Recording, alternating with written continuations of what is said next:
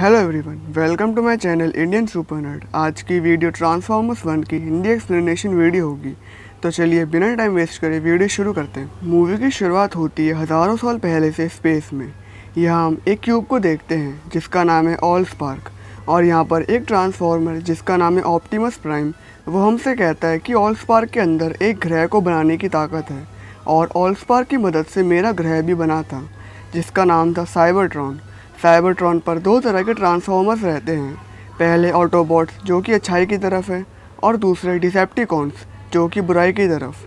हम कुछ समय तक साइबरट्रॉन पर शांति से रहे, पर डिसेप्टिकॉन्स का लीडर जिसका नाम है मेगाट्रॉन, उसने ऑटोबॉट्स के खिलाफ जंग छेड़ दी ताकि मेगाट्रॉन ऑलस्पार्क को हासिल करके सारे ऑटोबॉट्स को जान से मार दे और इस पूरे यूनिवर्स पर डिसेप्टिकॉन्स का कब्जा हो जाए। और यहाँ पर शुरू हुई ऑटोबॉट्स और डिसेप्टिकॉन्स के बीच में एक जंग, और इसी जंग में हमारा ग्रह साइबरट्रॉन बर्बाद हो गया और क्यूब हमसे दूर एक अनजान ग्रह पर चला गया जिसका नाम है पृथ्वी। अब सीन शिफ्ट होता है पृथ्वी पर। यहाँ हम देखते हैं कि कुछ सोल्जर्स अपने मिलिट्री बेस में जाते हैं। फिर एक अनजान हेलीकॉप्टर उस मिलिट्री बेस की तरफ बढ़ता है। फिर जब उस मिलिट्री बेस के कमांडर को इस बात की खबर मिलती है कि कोई अनजान हेलीकॉप्टर मिलिट्री बेस की तरफ आ रहा है, तो वो कमांडर अपने सोल्जर्स को भेजता है उस हेलीकॉप्टर को रोकने के लिए। फिर वो सोल्जर्स अपने कमांडर से कहते हैं कि इस हेलीकॉप्टर का कोड नंबर है 4500X।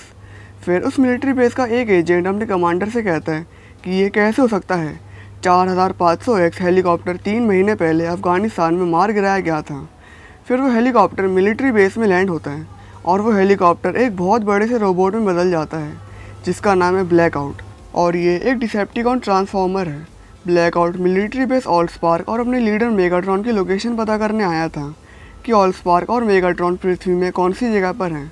अब मैं आपको बता दूं कि मेगाट्रॉन को ऑलस्पार्क का पता लग गया था कि ऑलस्पार्क पृथ्वी पर है, और मेगाट्रॉन जब पृथ्वी पर आया तो मेगाट्रॉन आर्कटिक सर्कल में क्रैश हो गया और वहीं पर बर्फ़ में जम गया। फिर अमेरिका की सीक्रेट गवर्नमेंट जो प्रेसिडेंट हर्बर्ट हूवर ने बनाई थी, वो जमे हुए मेगाट्रॉन को अपनी फैसिलिटी में ले आए जिसका नाम है सेक्टर 7, और उस फैसिलिटी में मेगाट्रॉन के साथ साथ ऑलस्पार्क भी है, और हर्बर्ट हूवर ने ऑलस्पार्क के पास ही अपनी फैसिलिटी बना ली। फिर ब्लैकआउट जब ऑलस्पार्क और मेगाट्रॉन की लोकेशन मिलिट्री बेस के कंप्यूटर से पता लगा रहा था, तो मिलिट्री बेस के कमांडर सारे कंप्यूटर की वायर्स काट देते हैं और ब्लैकआउट को बस आधी अधूरी इन्फॉर्मेशन मिलती है ऑलस्पार्क और मेगाट्रॉन की। फिर ब्लैकआउट उस मिलिट्री बेस से चला जाता है। अब सीन शिफ्ट होता है सैम विटविकी पर। सैम अपने परनाना जिनका नाम कैप्टन आर्चीबाल्ड विटविकी है उनके बारे में अपनी क्लास में प्रेजेंटेशन देता है।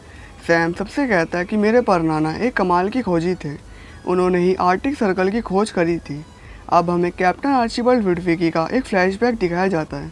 हम यहाँ पर देखते हैं कि आर्चीबाल्ड विटविकी अपने साथियों के साथ आर्कटिक सर्कल में है। फिर आर्चीबाल्ड विटविकी के डॉगीज़ को कुछ मिल जाता है और आर्चीबाल्ड विटविकी और सारे लोग उन डॉगीज़ के पीछे जाते हैं। फिर अचानक से आर्चीबाल्ड विटविकी बर्फ़ के एक गड्ढे में गिर जाते हैं और आर्चीबाल्ड विटविकी को वहाँ नीचे मेगाट्रॉन मिलता है जो बर्फ़ में जमा हुआ था। फिर आर्चीबाल्ड गलती से मेगाट्रॉन का नेविगेशन सिस्टम ऑन कर देते हैं। फिर मेगाट्रॉन 2-3 सेकंड के लिए होश में आता है और मेगाट्रॉन आर्चीबाल्ड के चश्मे पर ऑलस्पार्क की लोकेशन डाल देता है और आर्चीबाल्ड उसी वक्त अंधे हो जाते हैं, और यहाँ से मेगाट्रॉन को सेक्टर 7 में शिफ्ट कर दिया जाता है और मेगाट्रॉन तब से लेकर आज तक सेक्टर 7 में जमा हुआ है। फिर सैम अपने क्लास के बच्चों से कहता है कि ये मेरे परनाना का सामान है जो उन्होंने आर्कटिक सर्कल की खोज में इस्तेमाल करा था, और उस सामान में आर्चीबाल्ड विटविकी का चश्मा भी होता है। फिर स्कूल ख़त्म हो जाने के बाद सैम अपने डैड रॉन के पास जाता है और रॉन सैम को आज सैम की पहली कार दिलाने वाले हैं। फिर सैम को एक येलो रंग की कार पसंद आ जाती है, पर उस जगह के मालिक को ये नहीं पता था कि ये येलो कार कहाँ से आई। फिर सैम उस कार के अंदर बैठता है और हम यहाँ पर देख सकते हैं कि जिस कार में सैम बैठा हुआ है वो एक ट्रांसफॉर्मर है जो कि है एक ऑटोबॉट जिसका नाम है बम्बलबी। और बम्बलबी के बारे में एक इम्पॉर्टेंट बात यह है कि बम्बलबी बोल नहीं सकता। बम्बलबी कार में लगे रेडियो की मदद से जवाब देता है, और बम्बलबी बात क्यों नहीं कर सकता वो आपको बम्बलबी की सोलो मूवी में पता चलेगा। फिर सैम ये कार खरीद लेता है और अपने दोस्त को ड्राइव पर ले जाता है, और रास्ते में सैम को सैम की क्रश मिकेला बेंस मिलती है। फिर सैम मिकेला को अपनी कार में उसके घर तक छोड़ देता है। अब सीन शिफ्ट होता है अमेरिका के प्रेसिडेंट के एरोप्लेन में। उस एरोप्लेन में भी एक डिसेप्टिकॉन ट्रांसफॉर्मर होता है जो कि एक रेडियो के रूप में होता है जिसका नाम है फ्रेंजी। फिर फ्रेंजी जल्दी से एरोप्लेन में से ऑलस्पार्क और मेगाट्रॉन की लोकेशन पता करने की कोशिश करता है। फिर इस बात की खबर पेंटागन वालों को पता चलती है कि प्रेसिडेंट के एरोप्लेन से कोई छेड़छाड़ कर रहा है। फिर वो कमांडर एरोप्लेन को शट डाउन करने का आदेश दे देता है, जिससे फ्रेंजी बस 95% इन्फॉर्मेशन एरोप्लेन से निकाल पाता है। फिर एरोप्लेन जब लैंड होता है तो फ्रेंजी छुपके से अपने साथी के पास आ जाता है, जिसका नाम है बैरिकेड, और ये भी एक डिसेप्टिकॉन ट्रांसफॉर्मर होता है। फिर फ्रेंजी बैरिकेड से कहता है कि ऑलस्पार्क के बारे में थोड़ी सी इन्फॉर्मेशन पता चली है, और वो ये है कि सैम विटविकी नाम के लड़के के पास आर्चिबल्ड विटविकी का चश्मा है, और उस चश्मे पर ऑलस्पार्क की लोकेशन है। अब अगले सीन में हम देखते हैं कि सैम की कार अपने आप चलकर एक जगह पर आ जाती है, और सैम अपनी कार के पीछे जाता है। फिर सैम देखता है कि मेरी कार एक बहुत बड़ा सा रोबोट बन गई है, और वो रोबोट आसमान पर ऑटोबॉट्स का सिग्नल भेज रहा है। ये सब देखकर सैम बहुत ज़्यादा डर जाता है और अपनी कार की एक वीडियो रिकॉर्ड कर लेता है। फिर वहाँ पर पुलिस पहुँच जाती है और सैम को वहाँ से ले जाती है। अब सीन शिफ्ट होता है पेंटागन में। वहाँ पर डिफेंस मिनिस्टर, जिनका नाम जॉन कैलर है, वो बाकी सबसे कहते हैं कि अमेरिका के प्रेसिडेंट का एरोप्लेन सिर्फ 10 सेकंड में किसी चीज़ ने हैक कर लिया और ऐसा करना नामुमकिन है। फिर मैगी, जो पेंटागन में काम करती है, वो फ्रेंजी की आवाज़ जो रिकॉर्ड हो गई थी उसको एक SD कार्ड में सेव कर लेती है और अपने दोस्त ग्लेन के पास ले आती है, जो कि एक कमाल का हैकर है। फिर मैगी ग्लेन से कहती है कि इस चीज़ ने आर्मी का सिक्योरिटी सिस्टम और अमेरिका के प्रेसिडेंट का एरोप्लेन सिर्फ 10 सेकंड में हैक कर लिया, और पेंटागन में किसी को भी समझ में नहीं आ रहा है कि ये आवाज़ किस चीज़ की है और ये चीज़ है क्या। फिर ग्लेन फ्रेंजी की आवाज़ को इंग्लिश में ट्रांसलेट करने की कोशिश करता है, जिसमें से 2-3 शब्द ट्रांसलेट होते हैं, जैसे प्रोजेक्ट आइसमैन, जो कि मैगट्रॉन है, सेक्टर 7, कैप्टन आर्चिबल्ड विटविकी। फिर जब पेंटागन वालों को खबर मिलती है कि मैगी उस चीज़ की आवाज़ चुरा कर ले गई है, तो वो मैगी की लोकेशन का पता लगाकर मैगी को लेने के लिए जाते हैं, और वो लोग मैगी और ग्लेन को पकड़ लेते हैं। अब सीन शिफ्ट होता है सैम के घर पर। वहाँ पर सैम अपनी कार को देखकर डर जाता है और वहाँ से एक साइकिल लेकर भाग जाता है, और सैम की कार सैम के पीछे आती है। फिर रास्ते में सैम को मिकेला मिलती है, और सैम मिकेला को बताता है कि मेरी कार मुझे मारने के लिए मेरे पीछे पड़ी हुई है। फिर सैम वहाँ से भाग जाता है और मिकेला सैम के पीछे जाती है। फिर सैम एक पार्किंग एरिया में जाता है और वहाँ पर सैम को एक पुलिस ऑफिसर की गाड़ी मिलती है। फिर सैम उस पुलिस ऑफिसर से मदद मांगता है, पर वो पुलिस ऑफिसर एक डिसेप्टिकॉन ट्रांसफॉर्मर में बदल जाता है, जिसका नाम है बैरिकेड, और ये वही डिसेप्टिकॉन है जो फ्रेंजी को एयरपोर्ट पर लेने आया था। फिर बैरिकेड सैम से पूछता है कि वो चश्मा कहाँ पर है। फिर सैम वहाँ से अपनी जान बचाकर भागता है, और रास्ते में सैम को मिकेला मिल जाती है। फिर वहाँ पर सैम की कार बम्बल भी आ जाती है, और सैम और मिकेला कार में बैठते हैं, और बम्बल भी सैम और मिकेला को वहाँ से ले जाता है, और बैरिकेड बम्बल बी के पीछे जाता है। फिर बम्बल बी सैम और मिकेला को कार से बाहर निकालता है, और बम्बल बी अपने असली रूप में जाता है, जो कि होता है एक बहुत बड़ा रोबोट। फिर बैरिकेड बम्बल बी पर हमला करता है, और बैरिकेड फ्रेंजी को छोड़ देता है सैम और मिकेला से निपटने के लिए। फिर फ्रेंजी सैम को पकड़ लेता है, और मिकेला मौका देखकर फ्रेंजी के टुकड़े कर देती है। अब दूसरी तरफ बम्बल बी और बैरिकेड के बीच में एक काफ़ी तगड़ी लड़ाई हो रही होती है, और बम्बल बी बैरिकेड को उस लड़ाई में हरा देता है और सैम और मिकेला को वहाँ से ले जाता है। और दूसरी तरफ फ्रेंजी मिकेला का फ़ोन तोड़कर मिकेला के फ़ोन की तरह बन जाता है, और रास्ते में सैम मिकेला का बैग उठा लेता है, और साथ में फ्रेंजी को भी, जो मिकेला का फ़ोन बना हुआ था। फिर रास्ते में मिकेला सैम से कहती है कि अगर तुम्हारी कार एक सुपर एडवांस्ड रोबोट है तो ये हमेशा इतनी खटारा कार बन के क्यों रहती है। और इस बात से बम्बल बी को बुरा लग जाता है, और बम्बल बी सैम और मिकेला को गाड़ी से बाहर निकाल देता है। फिर बम्बल बी एक दूसरी कार को स्कैन करके उसकी तरह बन जाता है, और ये सब देखकर सैम के होश उड़ जाते हैं। फिर बम्बल बी सैम और मिकेला को वहाँ से ले जाता है और एक खाली जगह पर ले आता है। फिर सैम और मिकेला गाड़ी से बाहर आते हैं, और वो दोनों देखते हैं कि 4 बहुत बड़े मीटियोर पृथ्वी की तरफ आ रहे हैं, और ये चारों मीटियोर अलग अलग जगह पर गिरते हैं। पर दरअसल में ये मीटियोर नहीं होते, ये चारों होते हैं ऑटोबॉट्स ट्रांसफॉर्मर, और ये चारों बम्बल बी के दोस्त होते हैं, और इन चारों को बम्बल बी ने ही बुलाया था जब बम्बल बी आसमान में ऑटोबॉट्स का सिग्नल भेज रहा था। फिर वो चारों ऑटोबॉट्स गाड़ियों को स्कैन करके उनमें बदल जाते हैं। फिर वो चारों बम्बल बी के पास आते हैं। ऑटोबॉट्स का लीडर ऑप्टिमस प्राइम आगे से आता है, और बाकी तीनों ऑटोबॉट्स पीछे से बम्बल बी के पास आते हैं। फिर बम्बल बी, ऑप्टिमस प्राइम और बाकी ऑटोबॉट्स अपने असली रूप में आते हैं। फिर ऑप्टिमस प्राइम सैम से पूछता है कि क्या तुम्हारा नाम सैम विटविकी है, और क्या तुम आर्चिबल्ड विटविकी के वंशज हो। फिर सैम ऑप्टिमस प्राइम से कहता है कि हाँ। फिर ऑप्टिमस प्राइम सैम को अपना नाम बताता है और कहता है कि हम साइबरट्रॉन पर रहने वाले रोबोटिक जीव हैं, और हमें ऑटोबॉट्स फिर ऑप्टिमस प्राइम सैम को अपने बाकी साथियों से मिलवाता है। पहला रैचेट जो ऑटोबॉट्स का एक डॉक्टर है, दूसरा आयरनहाइड जो हथियार चलाने में माहिर है, तीसरा जैस और चौथा सैम का रक्षक बम्बलबी। फिर मिकेला ऑप्टिमस प्राइम से पूछती है कि आप यहाँ पृथ्वी पर किस लिए आए हैं। फिर ऑप्टिमस प्राइम मिकेला और सैम से कहता है कि साइबरट्रॉन पर डिसेप्टिकॉन्स के लीडर मेगाट्रॉन ने हमको धोखा दिया था। उसने उन सबको मार दिया जो मेगाट्रॉन के खिलाफ थे और यहाँ शुरू हुई एक जंग ऑटोबॉट्स और डिसेप्टिकॉन्स के बीच में। और इस जंग की वजह से हमारा ग्रह साइबरट्रॉन बर्बाद हो गया और हमारी ग्रह की ताकत का जरिया पृथ्वी पर आ गया, जिसका नाम है ऑलस्पार्क। फिर जब मेगाट्रॉन को पता चला कि ऑलस्पार्क पृथ्वी पर है, तो मेगाट्रॉन ऑलस्पार्क का पीछा करते करते पृथ्वी पर आया, पर मेगाट्रॉन आर्टिक सर्कल में क्रैश हो गया और वहीं पर जम गया। फिर कैप्टन आर्चिबाल्ड लुडविकी को मेगाट्रॉन मिला और उन्होंने गलती से मेगाट्रॉन के नेविगेशन सिस्टम को ऑन कर दिया और पृथ्वी पर क्यूब की लोकेशन की जानकारी उनके चश्मे पर छप गई। फिर रैचेट सैम से कहता है कि अगर मेगाट्रॉन के हाथों में वो ऑलस्पार्क लग गया तो मेगाट्रॉन उस ऑलस्पार्क को ऑटोबॉट्स को मारने के लिए इस्तेमाल करेगा और इस दुनिया में जितनी भी इलेक्ट्रॉनिक चीज़ें जैसे फ़ोन, टीवी, कार, घड़ी, उन सबको मेगाट्रॉन ऑलस्पार्क की मदद से डिसेप्टिकॉन्स बना देगा और इससे मेगाट्रॉन पूरे यूनिवर्स पर अपना कब्जा कर लेगा। फिर ऑप्टिमस प्राइम सैम से कहता है कि हमको मेगाट्रॉन से पहले ऑलस्पार्क को हासिल करना होगा और ऑलस्पार्क को हासिल करने के लिए हमें आर्चिबाल्ड लुडविकी का चश्मा चाहिए। फिर ऑप्टिमस प्राइम, सैम, मिकेला और बाकी सब सैम के घर पर पहुंचते हैं वो चश्मा लेने के लिए। फिर जब सेक्टर 7 के एजेंट्स को ये खबर मिलती है कि सैम के पास एक बम्बलबी नाम का ट्रांसफॉर्मर है, तो वो एजेंट सैम, मिकेला और सैम के पेरेंट्स को पकड़ लेते हैं।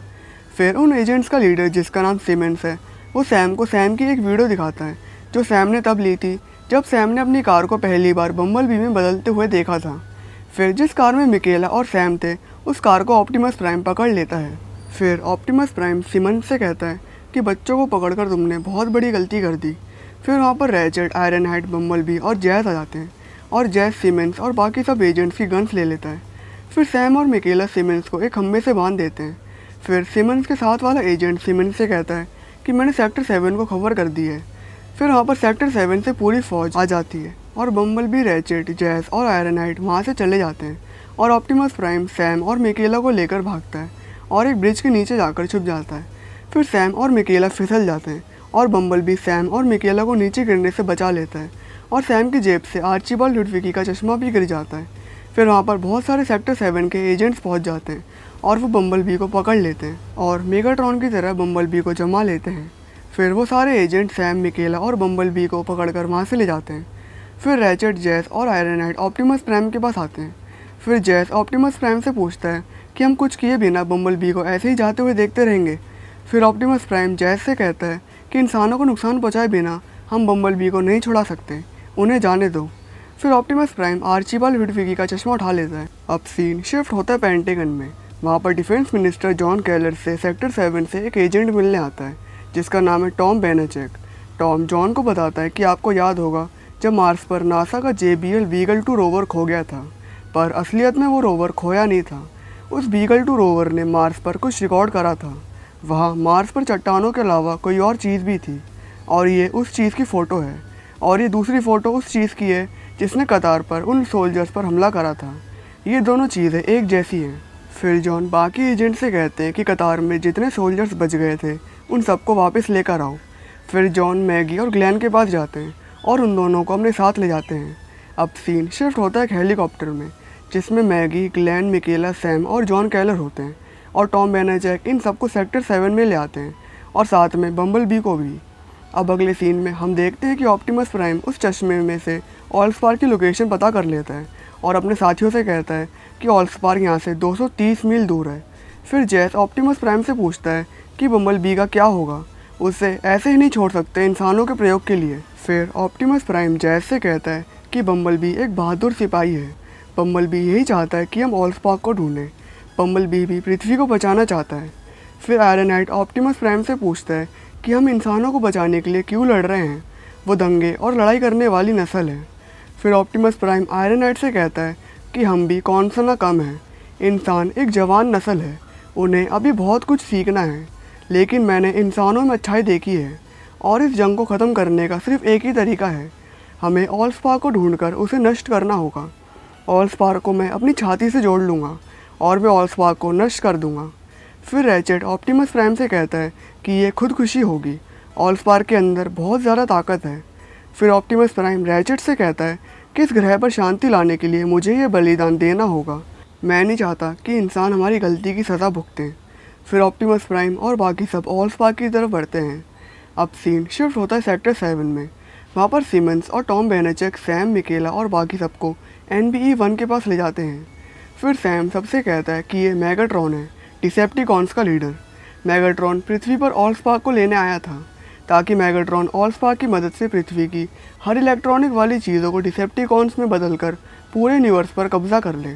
फिर जॉन कैलर सैम से पूछते हैं कि ऑलस्पार्क क्या है। फिर सैम जॉन कैलर से कहता है कि ऑलस्पार्क एक क्यूब की तरह दिखता है। फिर सिमंस सैम से पूछता है कि क्या तुम्हें पूरा यकीन है। फिर सैम समझ जाता है कि ऑलस्पार्क सेक्टर 7 में ही है। फिर टॉम बेनेचेक और सिमंस बाकी सबको ऑलस्पार्क के पास ले जाते हैं। फिर टॉम सबसे कहता है कि ऑलस्पार्क कई हज़ारों साल पहले पृथ्वी पर गिरा था।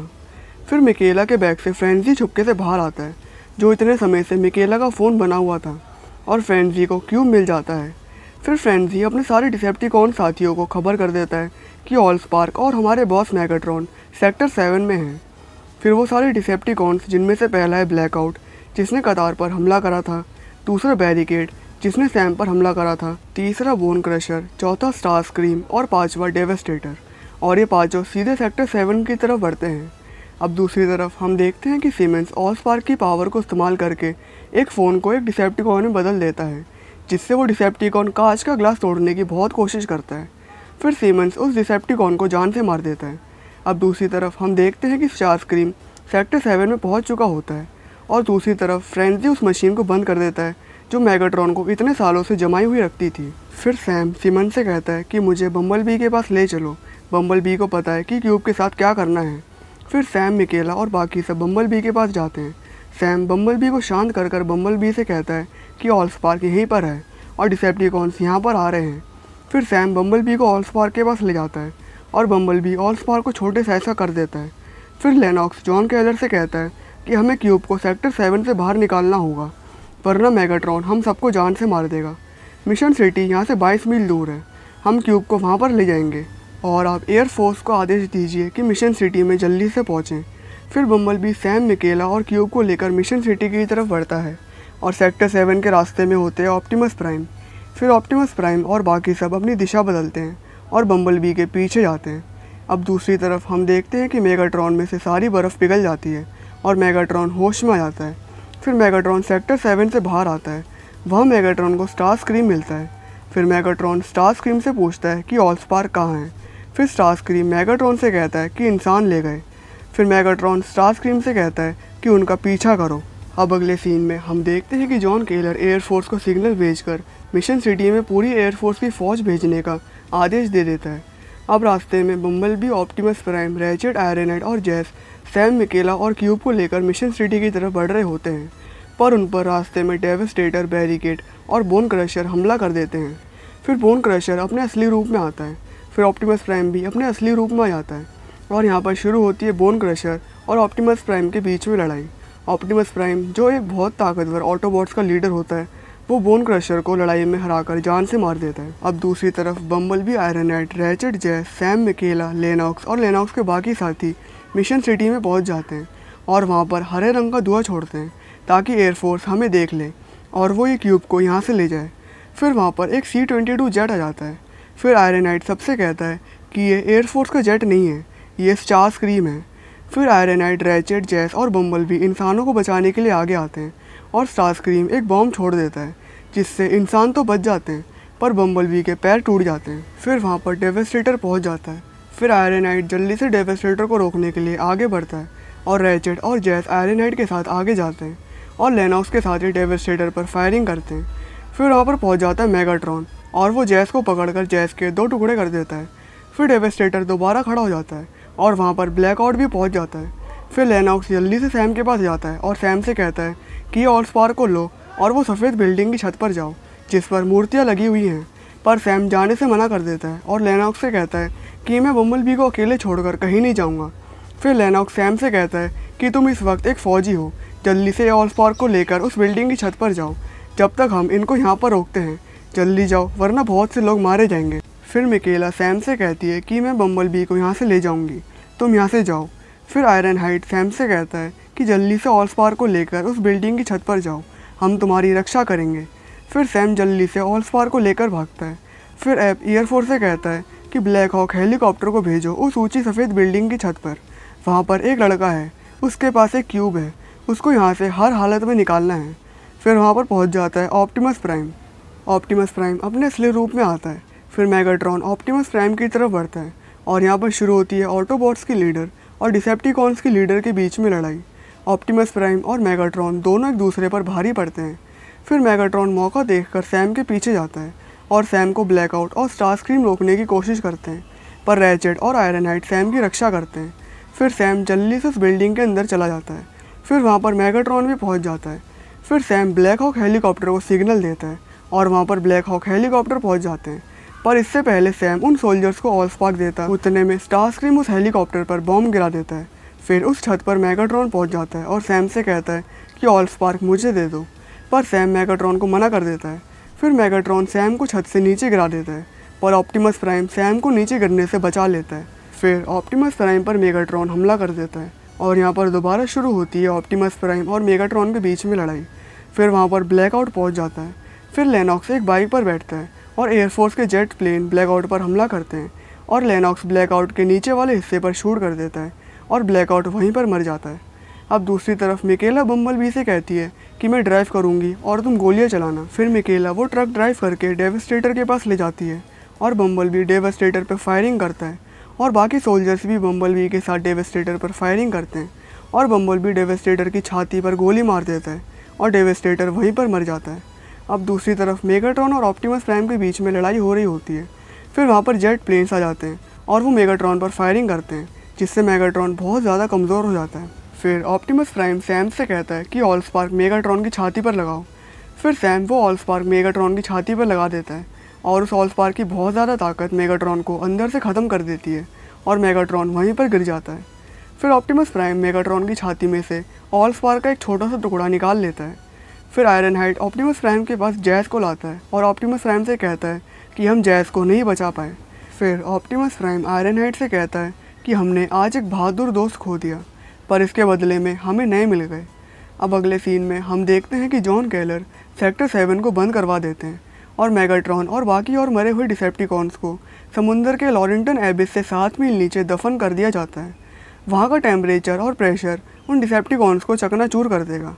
अब अगले सीन में हम देखते हैं कि सैम और मिकेला एक साथ रहने लगते हैं और ऑप्टिमस प्राइम सबसे कहता है कि ऑलस्पार्क के नष्ट होने की वजह से हम साइबरट्रॉन को दोबारा बना नहीं सकते, पर हमें एक नया ग्रह मिल गया है जिसे हम घर कह सकते हैं, जिसका नाम है पृथ्वी।